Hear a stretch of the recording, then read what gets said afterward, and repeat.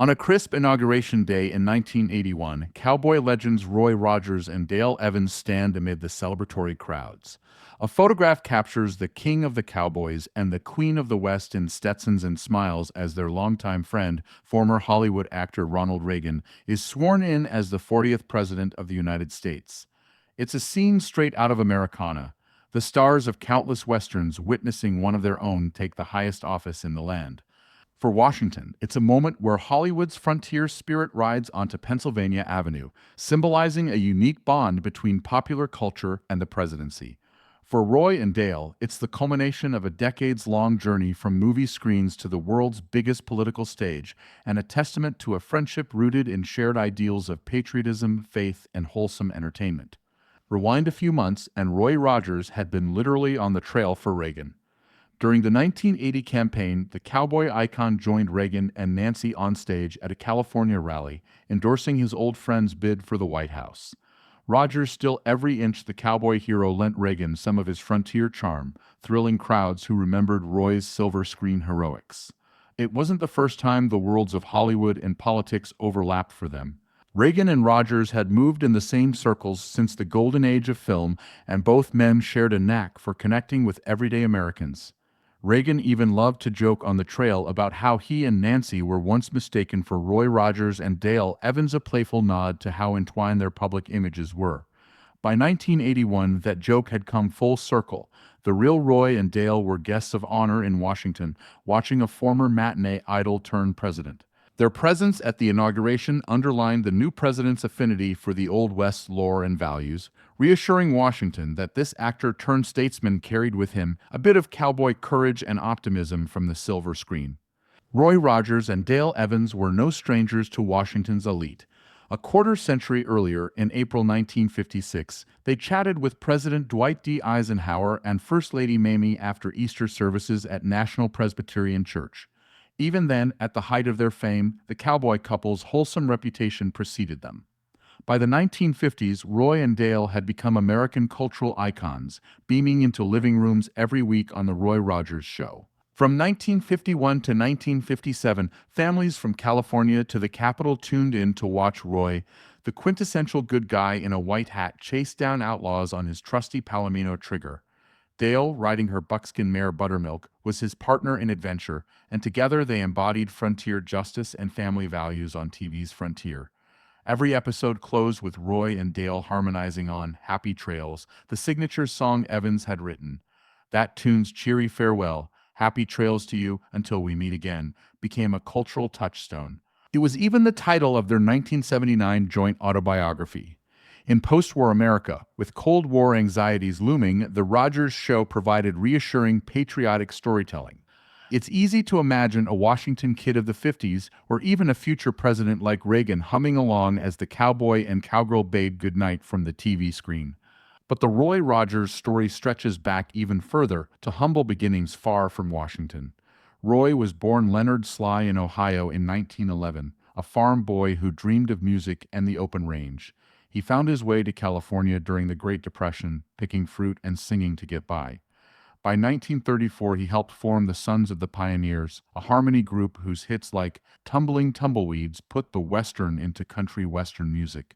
Hollywood soon took notice. In 1938, Leonard Sly transformed into Roy Rogers on the silver screen, snagging his first starring role in Under Western Stars and even sharing the screen with a golden Palomino named Trigger, who would become the most famous horse in showbiz. Roy's clean-cut charisma and sharpshooting, he was known for disarming villains by shooting the guns from their hands. Never gunning them down in bloodshed made him a new kind of hero.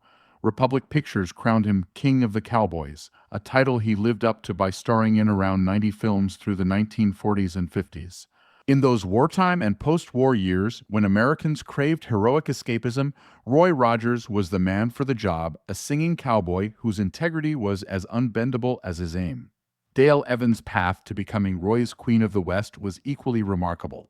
Born Frances Octavia Smith in 1912 in Uvalde, Texas, she reinvented herself as Dale Evans during a radio career in the 1930s, cultivating a warm voice and cowgirl charm. By the mid-1940s, Republic Studios paired this talented songwriter and actress with Roy on screen. Their chemistry was instant. In the 1944 film Cowboy and the Senorita, audiences saw Roy Rogers and Dale Evans together for the first time.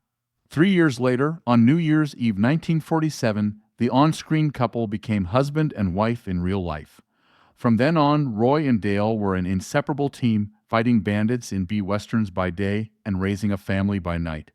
They ultimately had a brood of 9 children by birth and adoption and weathered personal tragedies, including the loss of their young daughter Robin, who had Down syndrome. Rather than hide her away, Dale wrote a best-selling inspirational book, Angel Unaware, in 1953, sharing Robin's story and advocating for children with special needs, a bold, compassionate move that endeared the couple to millions and aligned with their image as America's caring mom and dad. Their faith was central, and they often appeared in churches or Billy Graham crusades, blending showbiz with sincere spirituality. By the late 1960s and 70s, Roy Rogers and Dale Evans had traded the nonstop churn of weekly shows for a well-earned semi-retirement, but they never rode off completely. They remained beloved figures, popping up on TV specials and talk shows, always greeted with a wave of nostalgia. Roy smartly turned his fame into a business empire. He lent his name to everything from children's toys and comic books to a chain of Western-themed family restaurants that first launched in the Washington, D.C. area in 1968. A whole generation grew up not only watching Roy on television, but also grabbing a Roy Rogers hamburger in his namesake eateries, a true crossover of entertainment and everyday life.